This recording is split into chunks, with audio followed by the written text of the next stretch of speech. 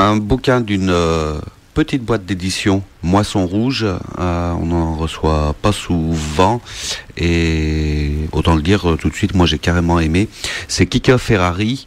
De loin, on dirait des mouches. Kike Ferrari, alors j'aime beaucoup la présentation de cet auteur derrière. Ah oui, j'ai oublié de regarder ce que c'était. Donc, Kike Ferrari est né à Buenos Aires en hiver gris de 72, ce qui doit expliquer certaines choses. Marxiste, salgariste, alors salgariste je sais pas. Rocker de la sous-espèce des métalleux et lecteur omnivore. Il est aussi supporter du club de River Plate et buveur de whisky. Et déjà le titre il est attirant. On voit une photo avec un coffre d'une BMW et dans le coffre, visiblement, il y aurait encore.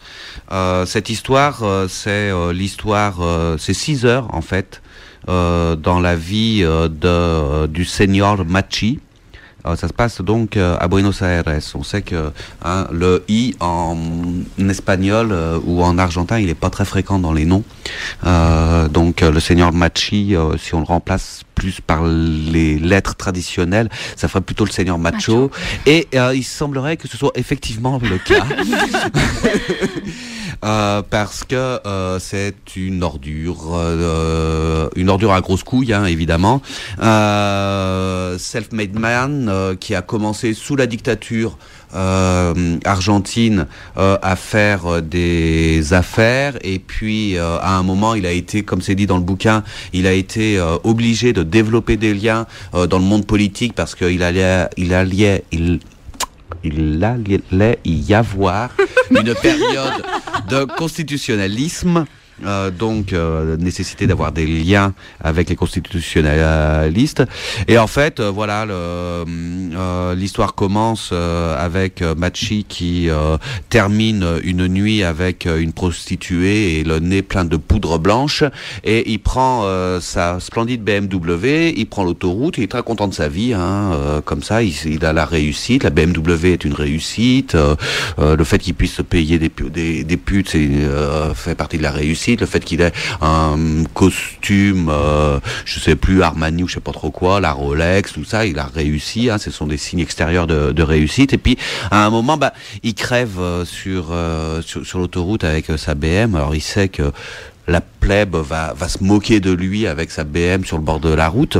Mais bon, quand même, il est bien obligé de faire quelque chose. Et puis, il se rend compte que en fait, c'est des crève-pneus qui ont crevé sa voiture.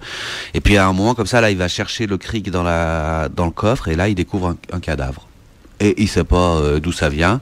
Et donc toute l'histoire, ça va être qui a pu mettre, toute la parano qu'il est en train de se faire. Parano, d'un autre côté, bon, il a peut-être un peu de quoi paranoïer là.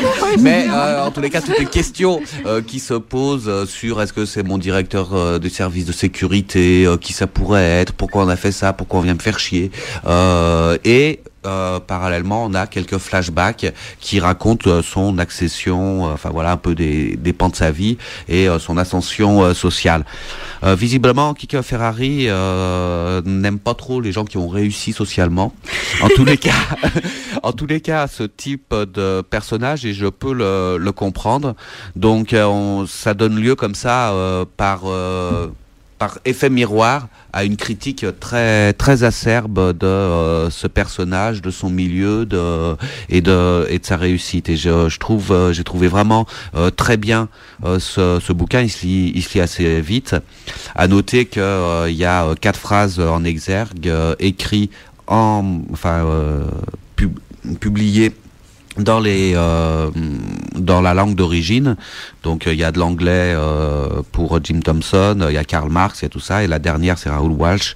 Si quelqu'un veut lire ce livre comme un simple roman policier, c'est son affaire. Et effectivement, il semblerait que ce ne soit pas, que de nouveau il y a plein d'imagination, et que dans la vraie vie c'est pas comme ça. Donc voilà, c'était De loin, on dirait des mouches de Kike Ferrari. Ferrari, comme la voiture, et Kike avec 2 K, paru chez Moisson Rouge.